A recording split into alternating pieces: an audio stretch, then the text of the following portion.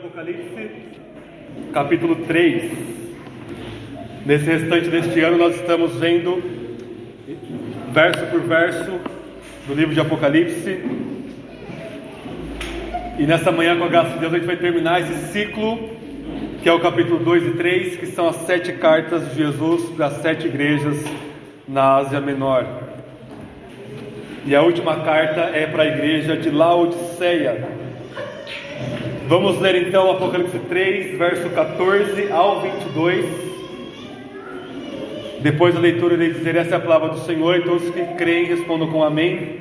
Nós vamos orar mais uma vez. Todos acharam? Apocalipse 3, verso 14. Escreve ao anjo da igreja em Laodiceia: essas coisas diz o Amém, a testemunha fiel e verdadeira, o princípio da criação de Deus. Conheço tuas obras e sei que não és nem frio e nem quente. Antes fosses frio ou quente. Assim, porque tu és morno e não és quente nem frio, estou a ponto de vomitar-te da minha boca. Porque tu dizes: sou rico, tenho prosperado e nada me falta.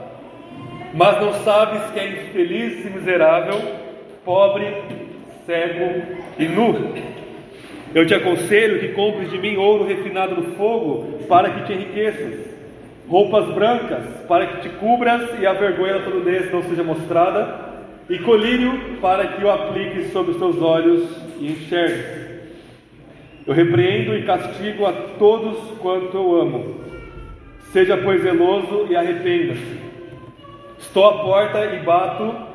Se alguém ouvir a minha voz e abrir a porta, entrarei em sua casa e cearei com ele e ele comigo. Ao vencedor, eu lhe concederei que se assente comigo no meu trono, assim como eu venci e me assentei com meu Pai no seu trono.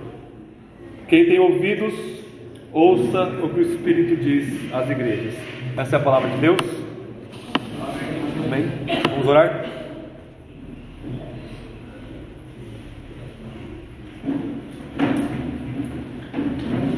Senhor, no momento que o Teu Espírito nos concedeu o dom da fé, nós miramos para o Cristo crucificado e vimos nele os nossos pecados, e de repente o nosso fardo caiu, nossa condenação passou, a Sua ira cessou, e encontramos-te como nosso Pai de amor e de graça. Encontramos nosso Senhor Jesus, Deus Filho, como nosso amado esposo, nosso noivo, e te encontramos, ó Deus Espírito, como o Deus que habita em nós. Senhor, fale conosco pela Sua palavra, que o Senhor nos console e nos corrija, que o Senhor nos tire da nossa mornidão, ó Deus espiritual, que o Senhor nos dê clareza para entendermos essas palavras que o Senhor falou a essa igreja em Laodiceia, e que reverbera para todas as igrejas, todas as eras, e para nós aqui nesta manhã. Que o Senhor seja glorificado, que a Sua palavra seja engrandecida, que nós venhamos ser quebrados, mas que o Senhor sempre nos reconstrua a imagem cada vez mais parecidos com o nosso Senhor Jesus. Em nome dele nós oramos, ó Pai. Amém. Irmãos, essa é a última igreja a qual Jesus se refere, a qual Jesus dirige uma carta. E, de certa forma, ela é a pior de todas as 7 igrejas. Fecha-se esse ciclo de Apocalipse com a igreja mais doente, com a igreja menos saudável, com a igreja mais problemática de todas, que era aquela igreja que estava na cidade chamada de Laodiceia.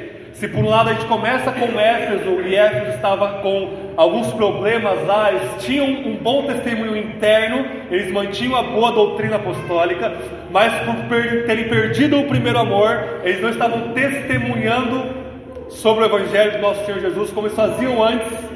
Nós temos então uma igreja pura internamente, mas externamente estavam esfriando. Nós temos depois outras igrejas como Pérgamo e Tiatira, que era o contrário, que estavam evangelizando meio mundo, mas que internamente aceitavam falsas doutrinas, que Jesus chama de doutrina de Balaão e doutrina de Jezabel, ou seja, uma prostituição espiritual.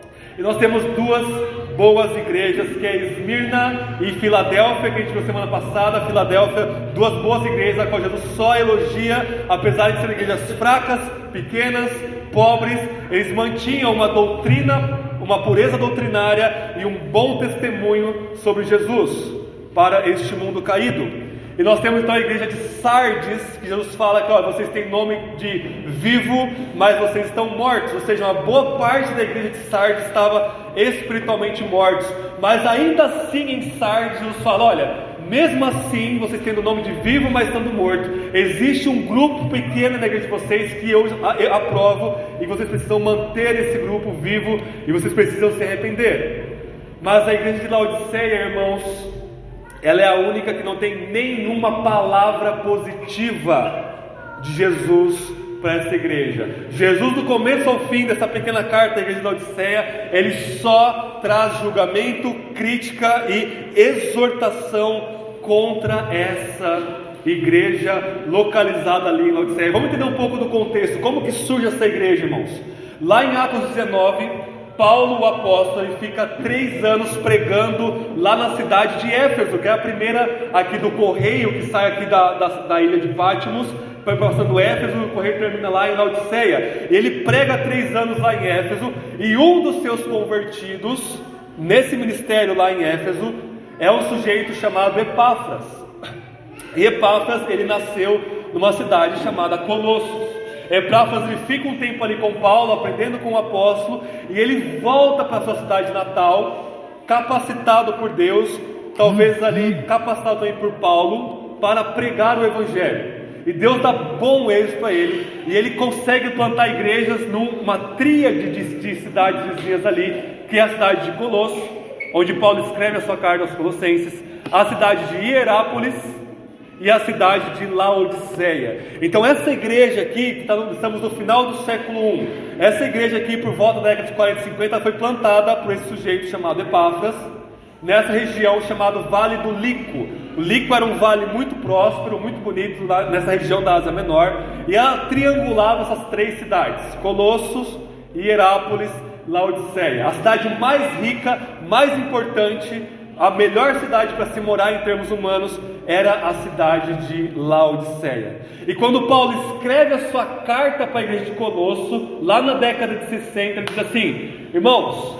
leiam essa carta que eu estou escrevendo para vocês, não só para vocês em Colosso, mas também para a igreja de Hierápolis e para a igreja que está em Laodiceia. E Paulo fala assim no final da carta: leem também a carta que eu vou mandar para Laodiceia, leem essa carta para vocês também aqui em Colosso e em Hierápolis também. Ou seja, Paulo também escreve uma carta para essa igreja em Laodiceia.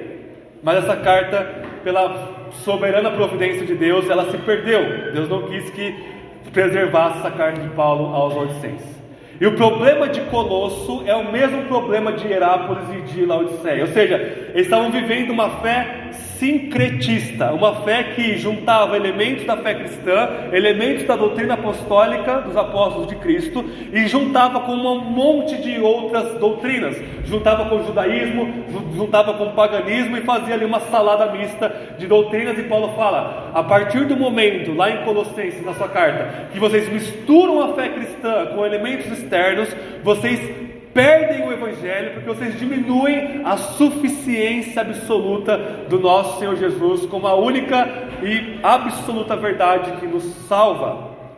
Hierápolis sofria desse sincretismo, Laodiceia também sofria desse sincretismo. Um terremoto, logo depois que Paulo escreve essa carta, destrói essas 3 cidades. Mas Laodiceia é a única que consegue se reerguer sozinha, sem a ajuda de Roma, de tamanha riqueza que eles tinham.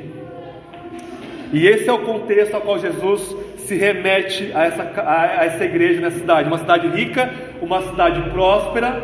Eles tinham ali, para vocês terem uma ideia, um comércio de lã, que era uma lã preta de ovelhas ali com a sua lã enegrecida, que rendia para a cidade muita e muita riqueza nesse ramo têxtil, nesse ramo de vestimentas. Além disso, eles tinham um templo oriental a um deus chamado Menkarou, Apolo, que é o deus da cura dos orientais, e nesse templo eles tinham ali uma escola de medicina, onde eles desenvolviam vários remédios, e o mais famoso era o colírio da cidade de Laodiceia, que eles chamavam de pó da Frígia. Frígia era a localização onde ficava ali essas cidades. E eles conseguiam fazer muito dinheiro com essa medicina, com esse colírio, com essas roupas. Era uma cidade muito e muito próspera. É por isso que Jesus vai dizer, a gente vai ver daqui a pouquinho, que eles comprem de mim, igreja de Laodiceia, ouro, roupa e colírio para vocês enxergarem. Em outras palavras, Jesus ele vai usar um linguajar, ele vai usar um contexto de fala que a igreja de Laodiceia vai entender completamente, e que nós, 2000 anos depois, se não entendermos esse contexto histórico, nós perdemos a palavra de Jesus aqui para essa igreja e para nós. E essa é a carta das 7 que é mais distorcida na igreja evangélica brasileira. Vamos ver um exemplo disso. Vamos ver qual que é o problema dessa igreja, dessa cidade mesmo. Vejam comigo o verso 15, depois a gente volta para o verso 14 com uma solução desse problema. Vejam comigo o verso 15, do capítulo 3 de Apocalipse. Jesus fala assim: eu conheço as suas obras. O que isso significa? O que significa Jesus saber das obras que eles fazem? Como que eram as obras da igreja de Laodiceia? Ele vai dizer: eu sei que não és frio nem quente, antes fosse frio ou quente. E vai dizer depois que eles são mornos, e por isso, por não serem frio da igreja, Jesus irá vomitá-los na sua boca. E quando nós interpretamos isso, a gente realmente abusa do texto. Porque como que a gente interpreta isso, brasileiros, que nós temos ou o catolicismo romano ou o pentecostalismo dominando o contexto religioso do nosso país? Jesus diria: você precisa ser ou uma pessoa muito fervorosa, carismática, avivada, ou é melhor você ser um crente conservador, ficar na sua quietinho. É melhor do que você ser morno. Não sabe o que quer, hora tá bom, hora tá ruim, hora tá avivado, hora tá frio. Você tá morno. É assim que as igrejas interpretam essa passagem. Ou seja, você é um crente morno, porque você não faz barulho na igreja, você não causa desordem e tal, com terror na igreja. É melhor você ficar quietinho do que você ficar nessa inconstância. Não tem nada a ver com o que o texto está dizendo. Não tem nada a ver, porque basta você pensar por meio minuto nessa passagem, você vai perceber que Jesus, ele elogia o fato das pessoas serem frias.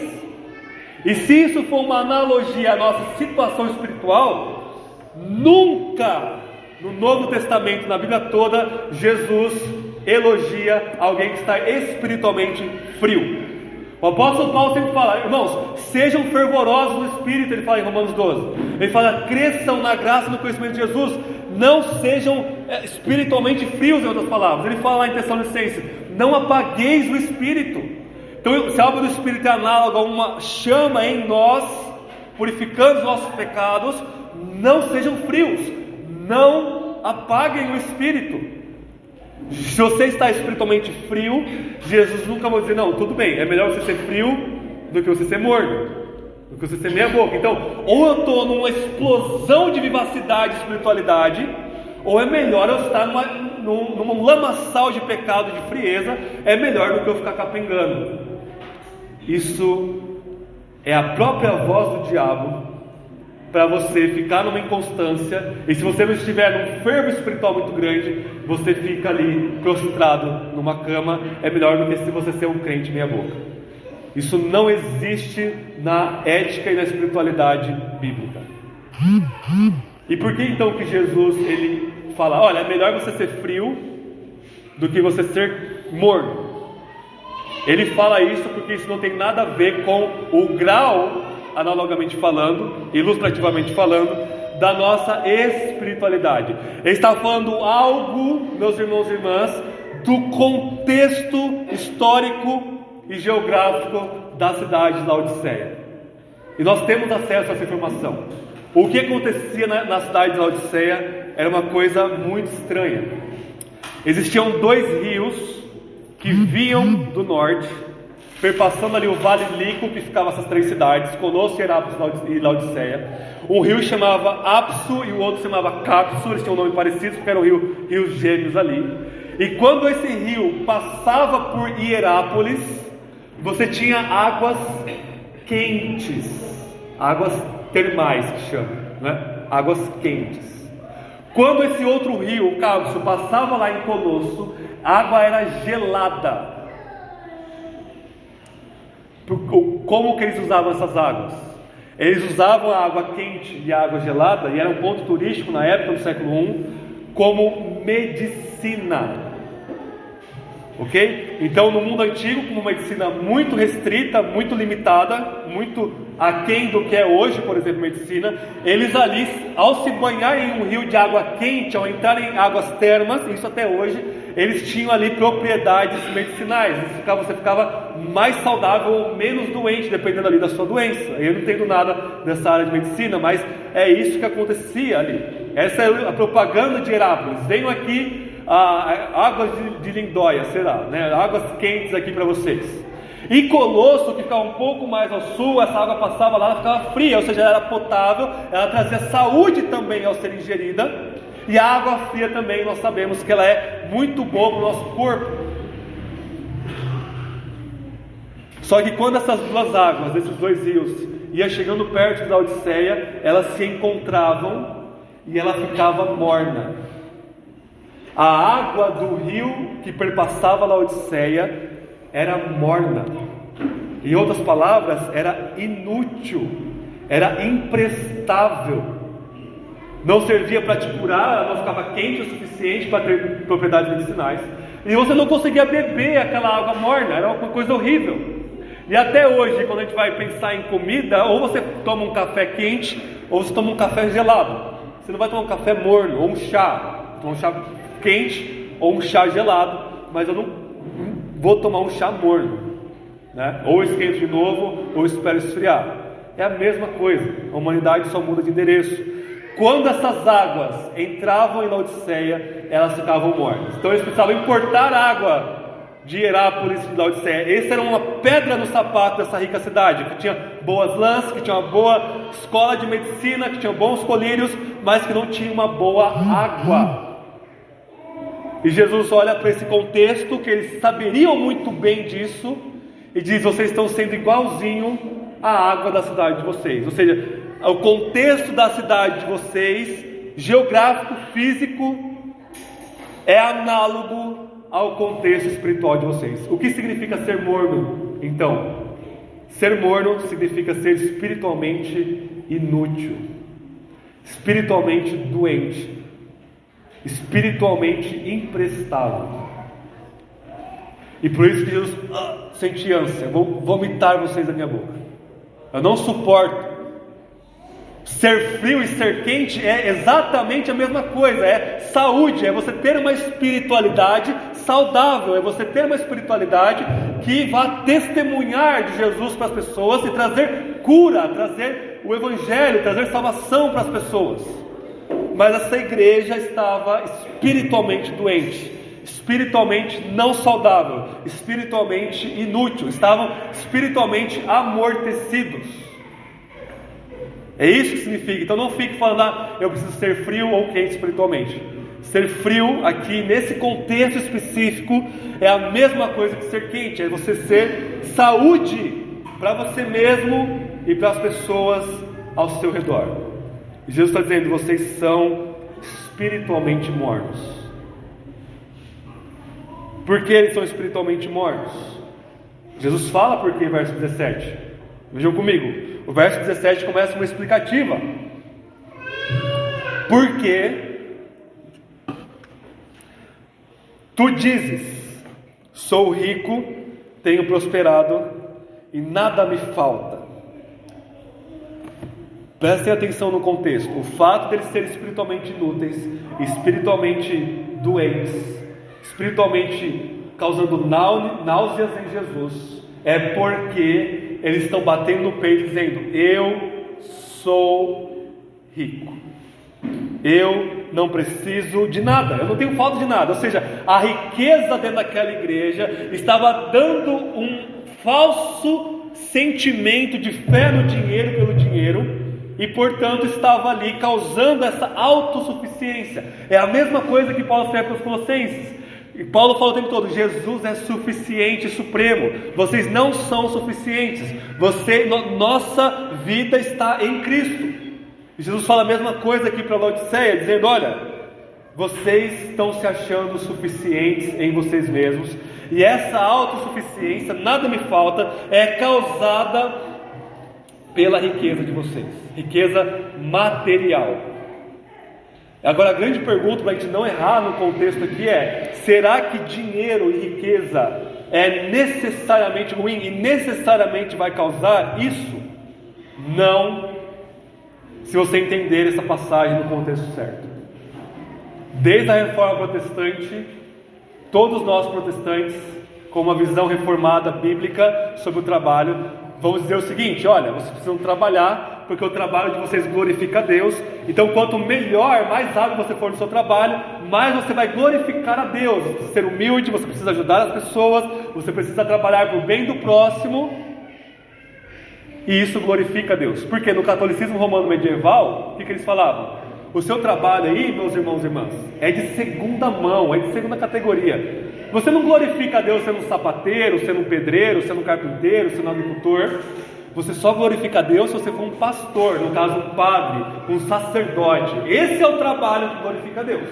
Agora, o seu trabalho aí, da ralé espiritual, não vale de nada, só para você não morrer e comer. É só isso que serve.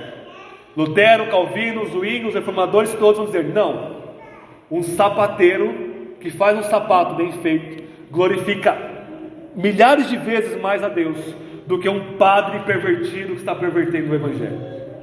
Todo o trabalho glorifica a Deus.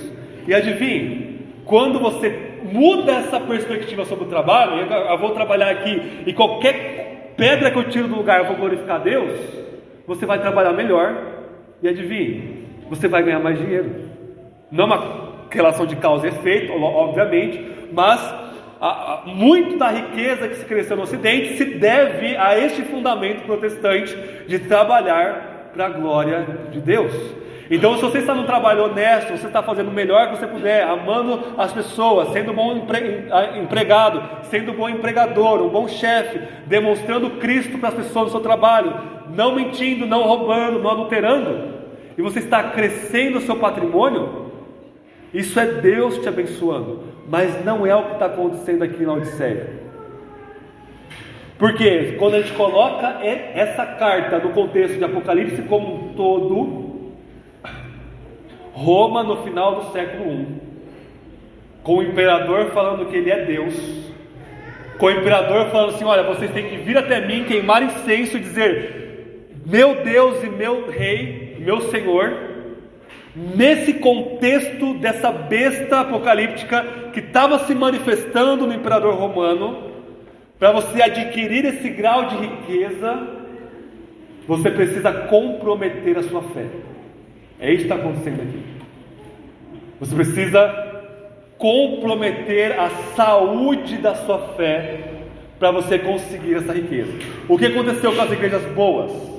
A igreja em Esmirna e a igreja em Filadélfia. Eles não estavam se comprometendo com a propaganda romana do império. O que acontecia? Pobreza, morte, miséria. Por quê? Se eu não estou adorando o imperador, eu não consigo vender meu produto, eu não consigo vender minha carne no açougue. Se eu não participar da idolatria na cidade, eu falo isso para vocês, a idolatria no contexto desse século era um templo com as luzes apagadas, centenas ali de prostitutas que eram as sacerdotisas, com a cabeça raspada, não sabia se era homem ou se era mulher, e para você cultuar os deuses romanos, e um deles era o imperador, você participava de uma orgia. E aí sim, agora eu estou dentro da comunidade dos mercadores da minha cidade, eu consigo vender o meu produtinho aqui, minha lã, meu colírio, meu remédio, e consigo prosperar. É isso, e é por isso que eles conseguiam ser ricos. Se Laodiceia falar assim: não, eu não vou comprometer a minha fé, eu não vou me entregar à idolatria, eu não vou me entregar à imoralidade, eu não vou me entregar ao culto ao imperador, eles jamais seriam ricos nesse contexto da história no final do século I.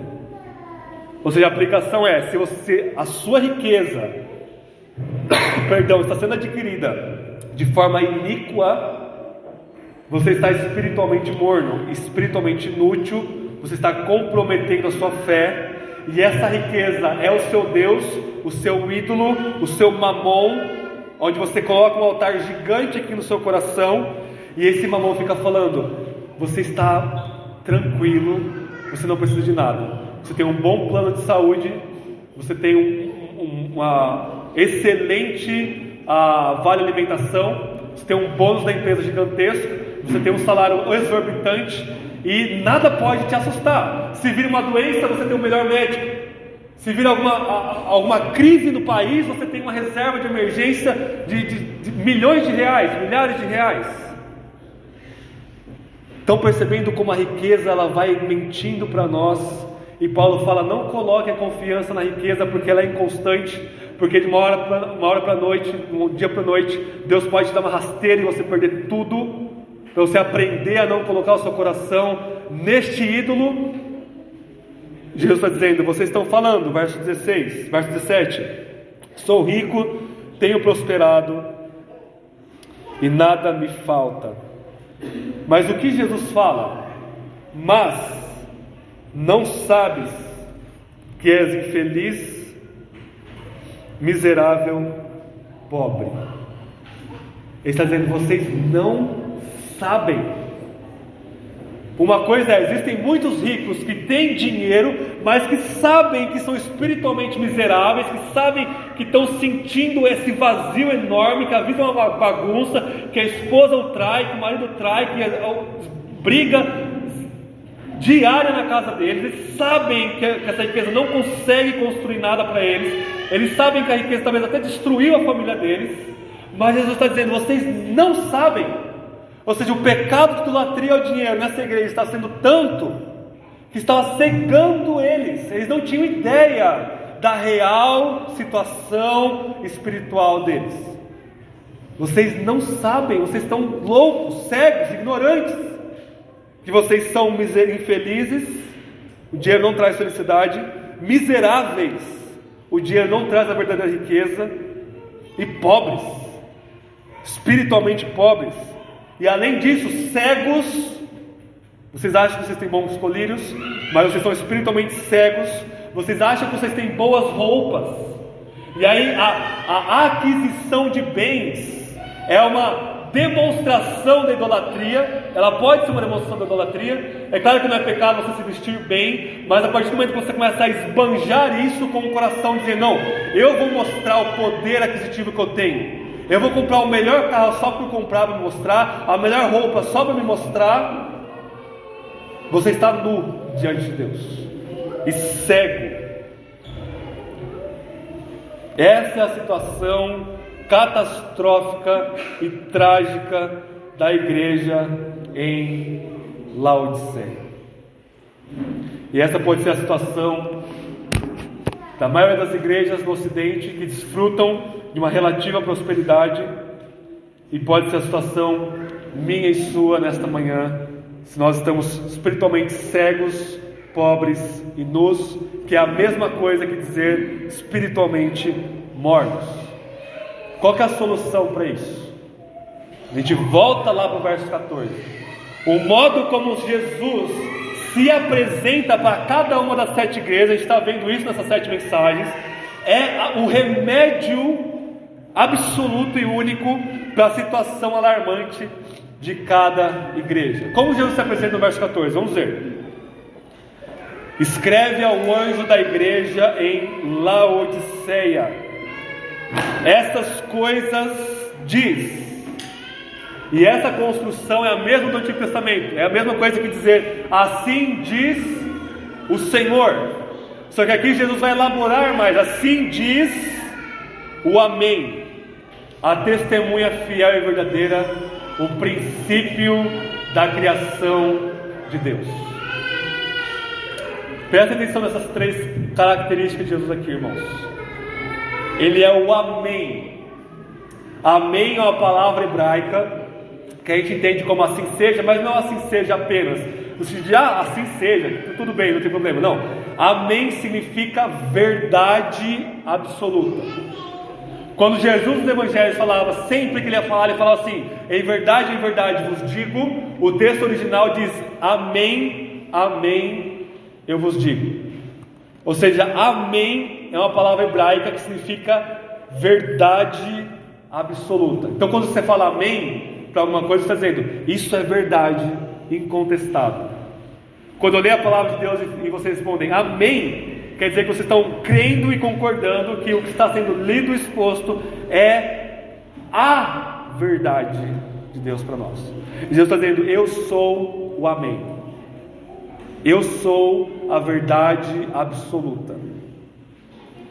E o amém, ele é sinônimo do próximo atributo dele: eu sou a testemunha fiel e verdadeira. Ou seja, se ele em si mesmo, em sua pessoa, é a verdade, é o amém, isso quer dizer que o que ele fala, o que ele testemunha, é verdade e fidelidade absoluta de Deus para nós. E ele vai dizer: eu sou o princípio da criação de Deus. Eu, testemunho de Jeová, que não sabe ler uma palavra da Bíblia de forma direita ou correta, vai dizer que princípio da criação de Deus significa primeira criatura criada. Não tem como ser mais cego e analfabeto do que isso, porque o texto diz o contrário. O texto aqui é uma alusão a Gênesis 1. No princípio, Deus criou os céus e a terra. O que é o princípio da criação de Deus? Como que Deus cria lá em Gênesis 1:3? Haja luz, pela sua palavra. Então o que principia a criação de Deus é a sua própria palavra. Então quando Jesus diz: eu sou o princípio, eu sou o arquê no grego, eu sou o originador da criação de Deus, é sinônimo de dizer: eu sou a palavra de Deus que criou todas as coisas, e portanto eu sou divino. Ou seja, quando Jesus coloca esses três atributos que são uma coisa só, ele está dizendo: eu sou o amém, a verdade absoluta, eu falo essa verdade absoluta, eu sou a testemunha fiel e verdadeira. Por quê? Porque eu criei o universo, eu sou o princípio, eu sou o fundamento, a origem da criação de Deus. Não há nada mais absoluto do que o nosso Senhor Jesus.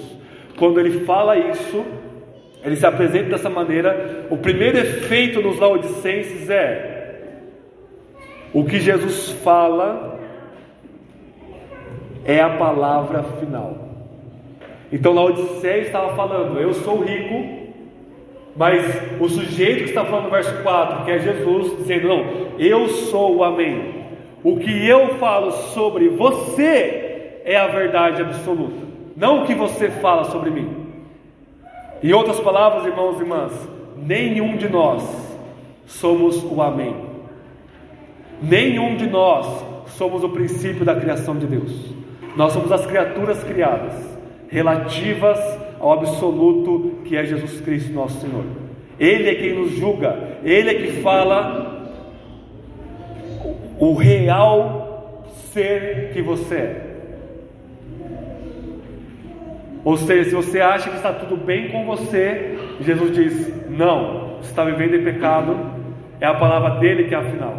Se você acha que está tudo ruim com você, mas ele diz: não, eu estou abençoando você em meio ao sofrimento, tribulação, morte, luto, o que quer que seja, essa palavra de Jesus que é final. Ou seja, nada na criação de Deus é a palavra final de Deus para nós, é o amém. Nem nossas circunstâncias, nem nossos sofrimentos, nem os nossos pecados, nem a nossa idolatria momentânea como aqui em Laodiceia. Você pode falar a mentira que for para você mesmo, você pode inventar a historinha que for para as pessoas ao seu redor, nada escapa dos olhos de Cristo. Ele é o amém.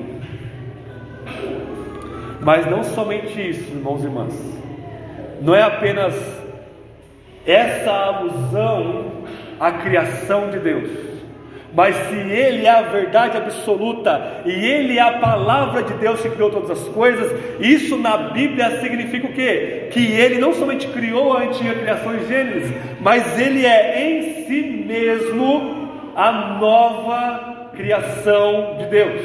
Ele pode falar, você pode colocar um nova entre parênteses aqui. Eu sou o princípio da nova criação de Deus. Jesus em si mesmo, ao morrer e ressuscitar dos mortos, ele levanta como o primeiro da nova criação. Da onde que a gente tira isso?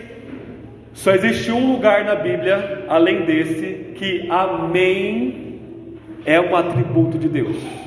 E a gente leu isso no culto e vocês não perceberam por causa da tradução.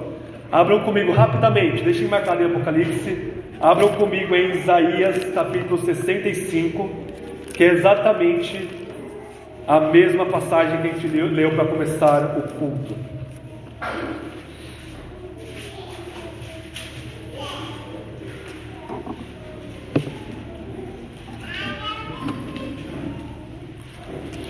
Isaías 65, versos 16 e 17 diz assim: aquele que invocar bênção sobre si na terra será abençoado pelo Deus verdadeiro, mas no hebraico é pelo Deus do amém. E aquele que jurar na terra jurará pelo Deus do amém, porque os sofrimentos passados já estão esquecidos e escondidos dos meus olhos. Verso 17, por quê? Porque ele é o Deus do amém que está falando a palavra verdadeira. Porque cria novos céus e nova terra, e as coisas passadas não serão lembradas, nem serão mais recordadas. Voltem lá para o Apocalipse. Quando Jesus e João referem-se a Isaías 65, Jesus dizendo, eu sou o amém, como Deus, um atributo divino, relembrando Isaías 65, e ele diz, eu sou o princípio da criação de Deus. Isso traz à memória bíblica, à mentalidade bíblica, a nova criação. Em outras palavras, Jesus está dizendo, olha, para curar a mornidão espiritual de vocês, a inutilidade espiritual de vocês, vocês precisam do poder da nova criação. E esse poder sou eu mesmo, eu sou a nova criação, e é em mim que vocês vão ter cura e saúde espiritual para tratar essa idolatria materialista e idólatra de vocês. Como isso se reverbera na carta? Vamos ver.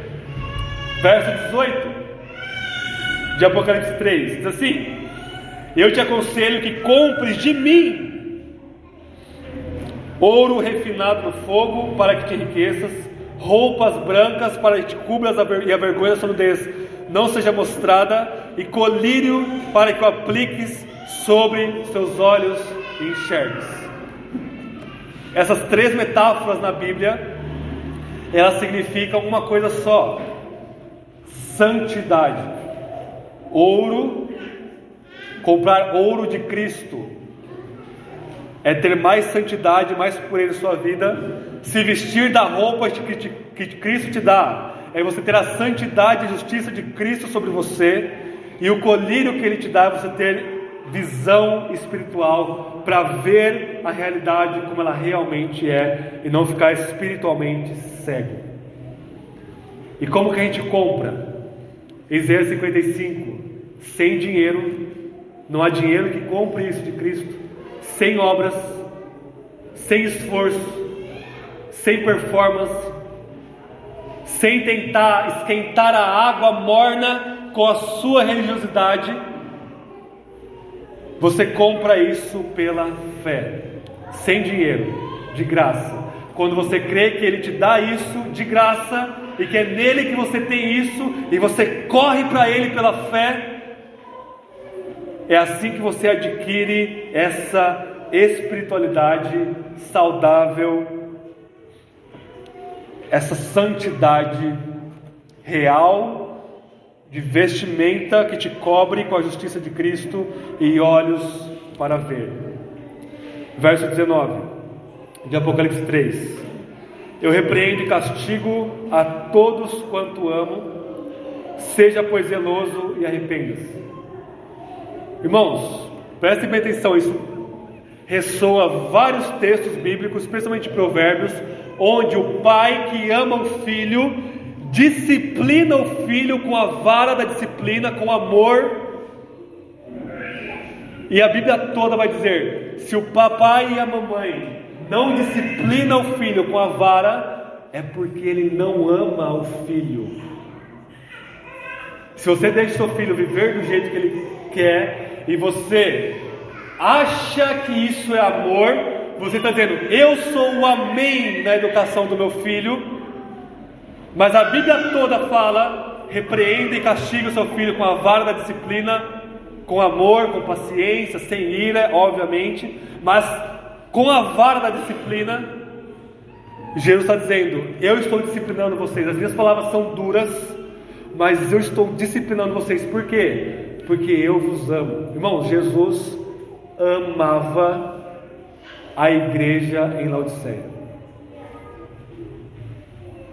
ou seja, uma igreja espiritualmente doente, espiritualmente inútil, mas que foi plantada por um homem de Deus chamado Epáfras, que lutou por essa igreja, recebeu uma carta do apóstolo Paulo, mas que nesse momento da história estava vivendo essa idolatria materialista.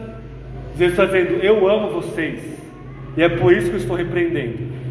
Mas irmãos, não se enganem, das 5 igrejas que Deus repreende, Ele diz, olha, eu estou repreendendo vocês porque eu amo, mas se vocês não se arrependerem, vocês vão deixar de ser igreja, e eu vou destruir vocês.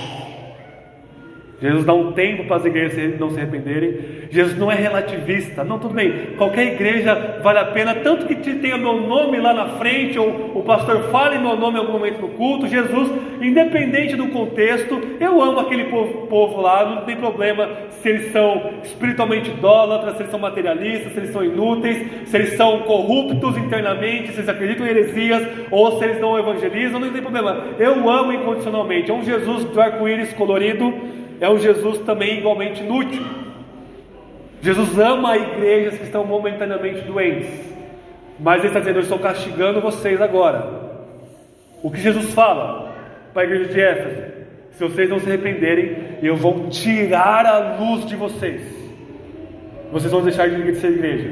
O que Jesus diz para uma outra igreja? Se vocês não se arrependerem, eu vou vir como um ladrão e vou acabar com vocês. O que Deus diz para a igreja de Laodiceia? Eu vos amo, mas se vocês não se arrependerem, eu vou vomitar vocês da minha boca. Vomitar. Vocês têm noção do que é o Filho de Deus dizer isso? De que você é uma coisa tão repugnante.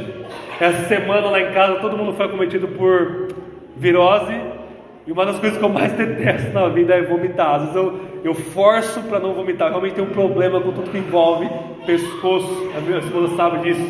Uma fobia meio louca sobre isso. E é horrível vomitar. Quem gosta de vomitar está mentalmente doente, que a gente chama.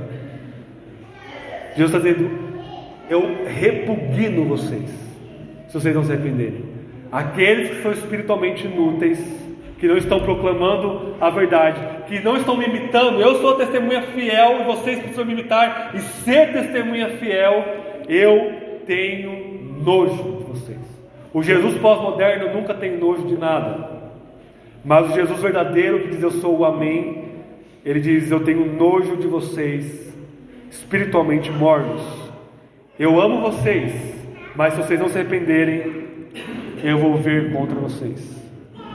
Verso 20 de Apocalipse 3 é um dos versículos distorcidos também nessa passagem. Estou à porta e bato. Se alguém ouvir a minha voz e abrir a porta, entrarei em sua casa, cearei com ele e ele comigo. Esse versículo, irmãos, é uma alusão direta a Cantares capítulo 5 versículo 2. Não precisam abrir lá. Como que ele é usado majoritariamente hoje em dia? No sentido evangelístico. Jesus, pobre coitadinho, está na porta do coraçãozinho do pecador, tão amadinho que ele é, batendo, ô fulaninho, pelo amor de Deus, me aceita aí no seu coração. Aí tem todo aquele apelo, aí chama os músicos e fazem aquele apelo, e bate na porta do coração do pecador, para o pecador aceitar Jesus como a cereja do bolo na vida dele. Isso é blasfêmia, no mínimo. Não é usado no contexto evangelístico. Jesus está dizendo isso para uma igreja, num contexto de disciplina. E por que vamos usar Cantares? Lá em Cantares, a esposa de Salomão, ela entra no seu quarto, ela se veste, ela está toda suficiente para ir dormir, e o seu marido bate na porta de noite, dizendo: amada minha perfeição, abra a porta para eu ter comunhão contigo. E ela diz: eu não quero, eu já estou vestida para dormir, eu vou sujar os meus pés e abrir até a porta. Ou seja, ela está espiritualmente dormindo. E aí o marido dela, Salomão, vai embora, e ela no susto acorda e diz: não, eu vou abrir a porta para o meu amado, e o seu amado já não estava mais lá. Jesus está dizendo isso para a sua igreja, para a sua noiva, que Salomão está dizendo ali de forma análoga. Não é num contexto evangelístico, é no contexto de disciplina da igreja. Não é um pecador. Quando Jesus vai bater na porta de um pecador, ele destrói essa porta, entra lá dentro, tira o coração de pedra, coloca o coração de carne e se entroniza lá, sem o pecador querer, porque ele nunca ia querer. Mas alguém que já foi exposto ao evangelho, que era uma igreja verdadeira, agora está se desviando, Jesus diz: olha, eu estou à porta e bato. No contexto de abrir a porta e bater é de comer junto, é um contexto de comunhão. Jesus está dizendo para aquela igreja: tenham comunhão comigo, ao se arrependerem e voltarem para mim pela fé. A recompensa é o verso 21. Ao vencedor, eu lhe concederei que se assente comigo no meu trono, assim como eu venci e me assentei com meu Pai no seu trono. Quem tem ouvidos, ouça o Espírito das igrejas. Ou seja, quem vencer vai participar pela graça do julgamento final. Paulo vai dizer em Mateus 26: vocês não sabem que vocês vão julgar o mundo e os anjos, e vocês não conseguem julgar um adúltero entre vocês? Essa é a recompensa para aqueles que perseverarem até o fim. Irmãos, concluindo aqui Apocalipse 2 e 3 com essa carta, Jesus ele tem mais a dizer contra as igrejas do que a favor delas. Se das 7, 5 eram ruins e somente 2 eram boas, é porque as igrejas elas podem muito facilmente e muito rapidamente começar a se desviar do evangelho, começar a querer se aparecer que está vivo, mas está morto, começar a querer se enclausurar como a igreja em Éfeso e ver: não, nós vamos batalhar pela doutrina, mas esquece do mundo lá fora. Ou foca no mundo lá fora, em alcançar os perdidos, crescer a igreja, programação para todo lado, e se esquece da verdade do evangelho. Jesus não negocia. Jesus exige tudo: pureza interna, testemunho poderoso para o mundo, ser espiritualmente vivo, não só de nome, mas de fato, e não nos comprometermos a nossa fé e o nosso coração com as coisas deste mundo. E é Ele que diz se uma igreja é boa, saudável, aprovada por Ele ou não. Que a nossa igreja local, fraca do jeito que nós somos, nos arrependemos dos nossos pecados e cresçamos em tudo nosso Senhor Jesus. Amém? Que Deus nos conceda a graça. Vamos orar.